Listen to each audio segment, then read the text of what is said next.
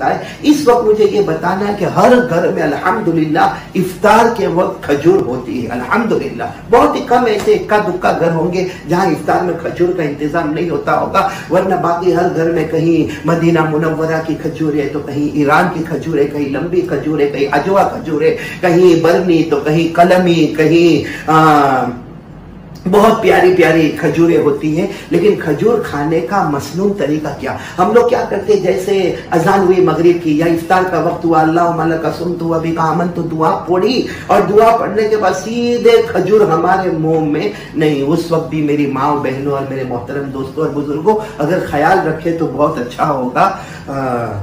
खजूर अगर खाने का क्या मसनून तरीका होता है, खजूर खाने का मसनून तरीका क्या होता है, वो मैं आपको बताना चाहता हूँ। अल्लाह ताला हम सबको देखो हर सुन्नत पर अमल करना है, हर सुन्नत पर अमल करना, क्योंकि हमारे नबी सल्लल्लाहु अलैहि वसल्लम से मोहब्बत का तरीका यही है।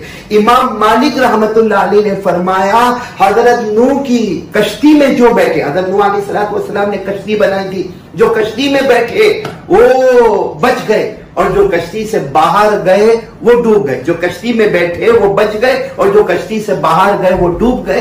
बस इमाम मालिक रहमतुल्लाह अलैह फरमाते हमारे नबी सल्लल्लाहु अलैहि वसल्लम की सुन्नतों का हाल ये है कि जो सुन्नतों पर आ गया वो ऐसे जैसे हजरत नूह अलैहिस्सलाम की कश्ती में बैठ गया, किनारे पर पहुंच गया, और जिसने सुन्नतों को तोड़ा वो ऐसा है जैसे हजरत नूह की कश्ती के बाहर गया और पानी में डूब गया। तो मैं बात कर रहा था आपको खजूर, देखो जैसे मेरे हाथ में ये खजूर है, खजूर खाने का मसनून तरीका ये है जो हमारे आका सल्लल्लाहु अलैहि वसल्लम के खाने का तरीका था। और उससे सोचो हमारे नबी नेमतों की कितनी कदर करते थे। सबसे पहले हमारे नबी खजूर को खोलते थे। देखो मैंने आपके सामने खजूर खोली, तो ये खजूर को खोलना गोया एक हमारे नबी का तरीका हो गया।